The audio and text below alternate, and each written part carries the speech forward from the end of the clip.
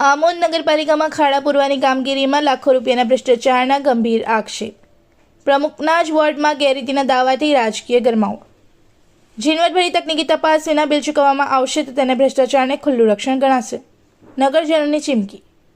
આમોદ શહેરમાં રસ્તાઓ પરના ખાડા પૂરવાના નામે લાખો રૂપિયાની કામગીરી હાથ ધરવામાં આવી છે, પરંતુ આ કામગીરી વિકાસ કરતાં વધુ ભ્રષ્ટાચારનો ખેલ બની ગઈ હોવાના ગંભીર આક્ષેપો સ્થાનિક નાગરિકો કરી રહ્યા છે.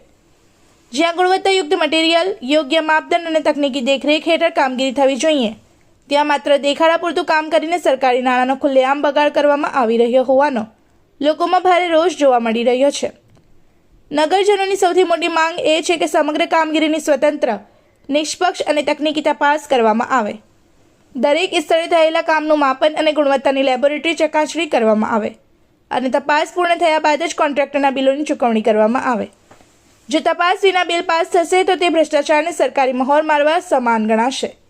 સૌથી ચોંકાવનારી બાબત એ છે કે કામગીરી દરમિયાન સ્થળ પર માત્ર ચૂંટાયેલા સભ્યો જ દેખાય છે, જ્યારે નગરપાલિકાના મુખ્ય અધિકારી, એન્જિનિયર અને જવાબદાર અધિકારીઓની હાજરી જોવા મળતી નથી. આવી સ્થિતિમાં સવાલ ઉઠી રહ્યો છે કે શું કોન્ટ્રાક્ટરોને મનફાવે તેમ કામ કરવાની ખુલ્લી છૂટ આપવામાં આવી રહી છે? શું અધિકારીઓ જાણતા હોવા છતાં આ ખાડા કાન કરી રહ્યા છે?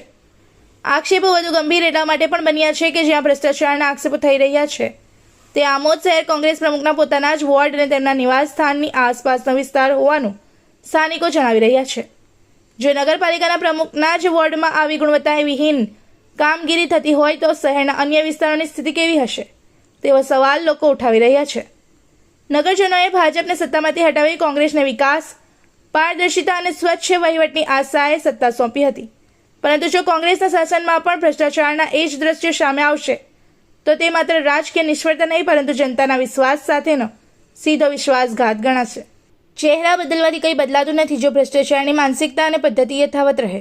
હવે નગરજનોની સ્પષ્ટ માંગ છે કે સમગ્ર મામલે ઉચ્ચ સ્તરીય અને નિષ્પક્ષ તપાસ માટે સ્વતંત્ર એજન્સીની નિમણૂક કરવામાં આવે. જવાબદાર અધિકારીઓને કોન્ટ્રાક્ટરની ભૂમિકા જાહેર કરવામાં આવે. ગેરરીતિ સાબિત થાય તો કડક કાનૂની કાર્યવાહી કરવામાં આવે અને એક પણ રૂપિયાનું બિલ તપાસ વિના મંજૂર ન કરવામાં આવે. જાહેર નાણાં કોઈની મિલકત નથી. જનતાના પૈસાનો હિસાબ જનતાને મળવો જ જોઈએ. જો ભ્રષ્ટાચાર થયો હશે તો જવાબદારોને બચાવવા નહીં પરંતુ કાયદાના કઠોર સિકંજામાં લાવવાનો સમય આવી ગયો છે. શું નામ તમારું? મારું નામ મુકેશભાઈ લક્ષ્મણભાઈ રબારી છે. શું કહેશો મુકેશભાઈ, આજે રસ્તા રિપેરિંગની કામગીરી હાથ ધરવામાં આવી છે તે બાબતે? હવે આ વોર્ડ નંબર 2 છે જે પ્રમુખ સાહેબનો વિસ્તાર છે. હવે આ જ વિસ્તારમાં અવર જવર માટે બધા આ જાહેર રસ્તો છે. અહીંયાથી નીકળતા અમે જોયું કે આ જે કામ કરેલું છે લાખો રૂપિયાના ખર્ચે તેનું કશું દેખાતું નથી. ચોક્કસપણે એવું દેખાય કે એટલું કપચી અને રેતી જ વાપરેલી છે.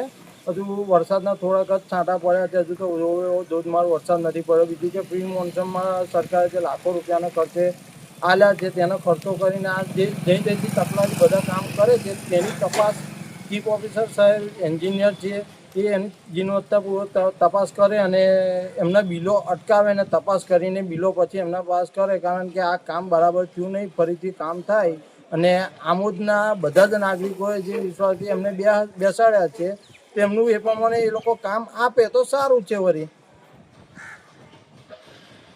इस वीडियो को लाइक करें, हमारे चैनल को सब्सक्राइब कर बेल आइकन जरूर प्रेस करें हमारी न्यू वीडियो सबसे पहले देखने के लिए.